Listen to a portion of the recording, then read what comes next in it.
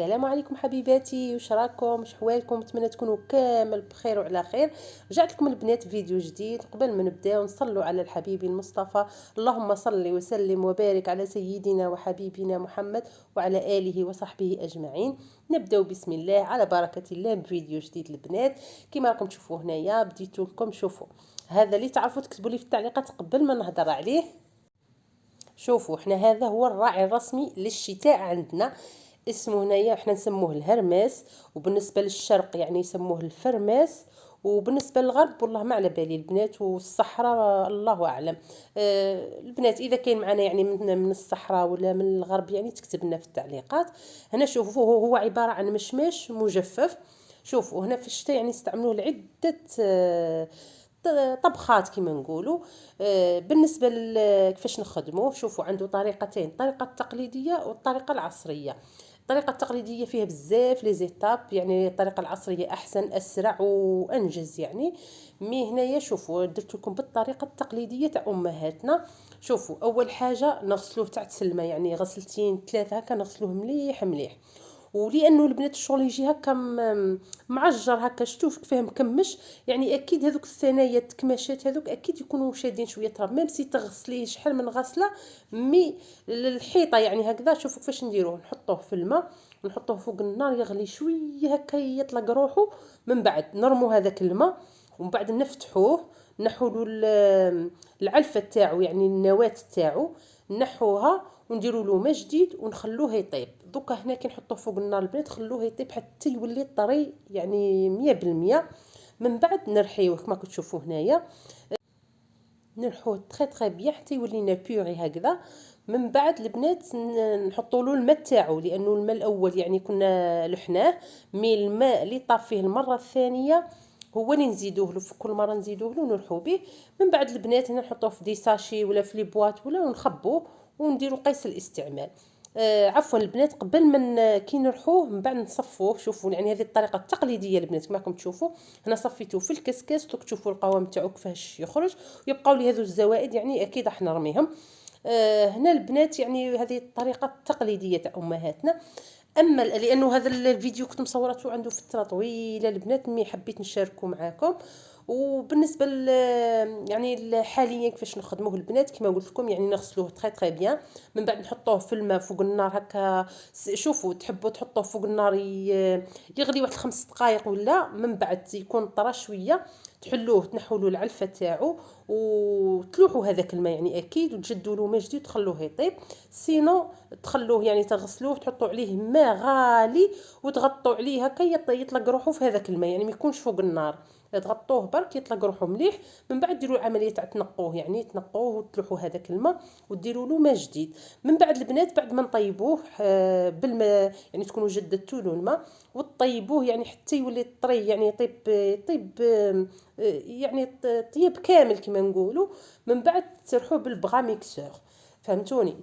ترحوه من بعد ما تصفيش، لانه بغا ميكسور راح يخليه لك يعني بيوري تاع الصح، ما يكونوش فيه هذوك الزوائد. وبالنسبه للاستعمالات البنات يعني نستعملوه في المردود، اللي هو يعني العيش كي يقولوا له العيش، كي يقولوا له بركوكس.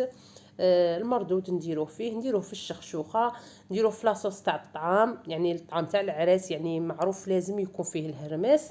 ان شاء الله نشارك معكم كامل هذو الاكلات التقليديه وبالتفصيل الممل ان شاء الله باذن الله. وهو البنه تاعو البنات يجي حامض، تعرفوا هكا الحموضيه تاع المشماش. نعدلوا له يعني الحموضه هذيك بشويه تاع السكر، سينو بشويه تاع التمر. ان شاء الله البنات نشارك معكم كامل الوصفات التقليديه اللي نديروهم بالهرمس ونعرفكم يعني على عاداتنا وتقاليدنا اكيد. واكيد يعني التنظيفات فيها يا البنات. ان شاء الله البنات فيديوهات القادمه راح نشارك معكم تنظيفات رمضان ان شاء الله. اكيد نديروا تنظيفات عميقه باش يدخل علينا الشهر الكريم ان شاء الله وحنا نقيين، دارنا نقيه، قلوبنا نقيه.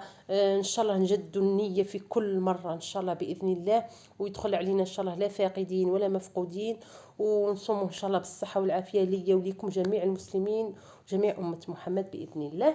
هنا البنات يعني كما قلت لكم يعني فيها التنظيفات، فيها اكيد كل مره تستنى فيك حاجه، كما صال دو با يعني كل يوم اكيد، ماشي كل يوم، ممكن في اليوم مرتين ثلاثه تغسليها على حسب الاستعمال. اكيد مرات يعني ما يكونش فيها الاستعمال بزاف يعني تبقى لك نقيه، مره صباح مره مع الليل اكيد تصبح لك نقيه. مي الايام اللي يكون فيها يعني الدوش اللي يكون فيها هكا يعني استعمال بزاف اكيد اكيد تفوتي عليها يعني كما نقولوا. هنا كنت فوت عليها، من بعد مباشره رحت للكوزينه. كان خويا هنايا لقى يعني هاد الدجاجات صغار فلالس، انا شفتهم فلالس ماشي دجاجات، 5 ب100 ألف البنات. وللامانه بين قوسين الفيديو حيبط لكم فيها كيما اليوم، مي هذه الاسعار كانت قديمه قبل ما يطلع السعر تاع الدجاج، لانه الفيديو هذا مصورته عنده في الترا البنات كما على بالكم، يعني قطعت عليكم عده اشهر ما حطيتش فيديوهات، ولقيت هذو الفيديوهات يعني في تليفوني حبيت نشاركهم معكم قبل ما نبدا الفيديوهات الجديده ان شاء الله. هنايا شوفوا كما راكم تشوفوا هكا يعني دجاجات صغار هكذا، 5 ب100 ألف كما راكم تشوفوا. كان جاب لدارنا يعني، وكنت وصيته انا، كان عيط لي يعني قال لي بلي كاين يا خي مره على مره هكا يجي ديزوكازيون، كنت موصيته يعني كي يلقى اوكازيون هكذا يعني نوصيه باش يجيب لي معاه. كان عيط لي قلت له جيب لي، هنا كنت نديتهم يعني كما راكم تشوفوا. نقيتهم معاكم هنايا، وراح نشارك معكم طريقتي يعني في التنقيه تاعو هنا، لاني حبيت نحمرهم في الكويزين يا البنات. هنا ما حبيتش تشوفوا الجلده تاعو، شوفوا نرجعها للور شويه باش كي طيب تعرفوا الجلد كي طيب يعني راح يتكمش، لذلك شوفوا نرجعها شويه للور باش تبقى لي باش من بعد كي تتكمش تكون مغطيه ديجا الدجاجه، فهمتوني؟ ان شاء الله تكونوا فهمتوني. جهه الرقبه راني نهضر عليها. هنايا شوفوا نحيت الجنحه اكيد، هذو الاظافر اكيد نحيتهم، نحيت الرقبه، نحيت المؤخره هنا هذه كاين اللي يحبوا يخلوها مي انا ما نحبش نخليها. هنايا البنات ما تغفلوش على هذه، نهضر مع المبتدئات اكيد، اما اللي راهي ممارسه في الكوزينه كي حالتنا حنايا راهي هي اللي تعلمنا. لكن الا صادف الفيديو تاعي كاش بنوتات صغار ولا يعني تشوفي هكا الطريقه، يعني ما تغفليش على هذه الحوايج كيفاش تنقي الدجاجه تاعك.